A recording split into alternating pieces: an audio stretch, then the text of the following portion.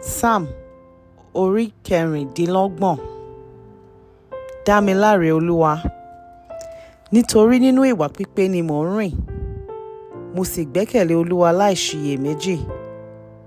Yẹ̀ mí wò Olúwa, dán mi wò, yẹ inú mi wò, sì ṣe àkíyèsí ọkàn mi. Nítorí ìfẹ́ rẹ tí kì í yẹ̀ ni mo tẹjú mọ́, mo sì ń fi òtítọ́ bá ọ rìn. N kò jókòó ti àwọn èké, n kò sì gba ìmọ̀ràn àwọn ẹlẹ́tàn. Mo kórìíra wíwà pẹ̀lú àwọn aṣebi, n kò sì jẹ́ bá àwọn ènìyàn burúkú dá nǹkan pọ̀.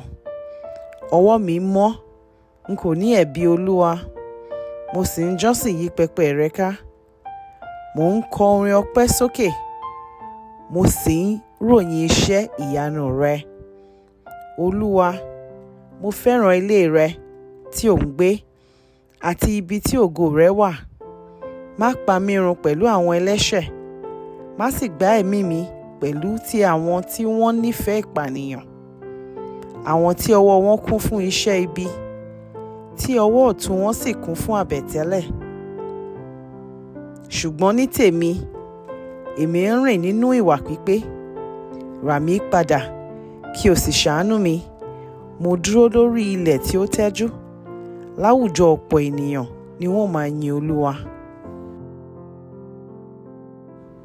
Sáàmù orí kẹtàdínlọ́gbọ̀n.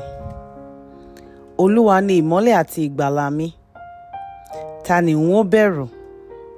Olúwa ni ààbò ẹ̀mí mi, ẹ̀rù ta ni yóò bà mí? Nígbà tí àwọn aṣebi bá ń gbógun bọ̀ wá bá mi, tí wọ́n fẹ́ pa mí, àwọn alátakò àti àwọn ọ̀tá mi, wọn ó kọsẹ̀, wọn ó sì ṣubú. Bí ogun tilẹ̀ dó tì mí, àyà mi kò ní já. Bí wọ́n tilẹ̀ gbé ogun wá bá mi, síbẹ̀ ọkàn mi kò ní mì. Ohun kan ni mo tọrọ lọ́dọ̀ Olúwa, òun ni ó sì máa lépa, kí n lè máa gbé inú ilé Olúwa ní gbogbo ọjọ́ ayé mi, kí n lè máa wo ẹwà Olúwa, kí n sì máa fi tọkàntọkàn sìn nínú tẹ́ḿpìlì rẹ̀. Nítorí pé nígbà tí ìpọ́njú bá dé, yóò fi mí pamọ́ sínú àgọ́ rẹ̀, lábẹ́ ààbò nínú àgọ́ rẹ̀ ni yóò fi mí pamọ́ sí. Yóò sì gbé mi sókè ka orí àpáta. Nísinsìnyí, n ó ní ìṣẹ́gun lórí àwọn ọ̀tá mi tí ó yí mi ká. N ó rúbọ nínú àgọ́ rẹ̀ pẹ̀lú ìhó ayọ̀, n ó sì kọ orin aládùn sí Olúwa.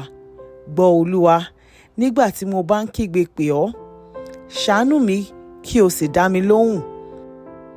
Nígbà tí o wí pé, ẹ máa wá ojú mi, ọkàn mi dá ọ lóhùn pé, ojú rẹ ni n ó máa wá Olúwa. Má fi ojú pamọ́ fún mi, má fi ìbínú lé èmi ìránṣẹ́ rẹ kúrò. Ìwọ tí ó ti ń ràn mí lọ́wọ́, má ta mí nù, má sì ṣá mi tì, Ọlọ́run ìgbàlà mi. Bí bàbá àti ìyá mi tilẹ̀ kọ̀ mí sílẹ̀, Olúwa yóò tẹ́wọ́ gbà mí.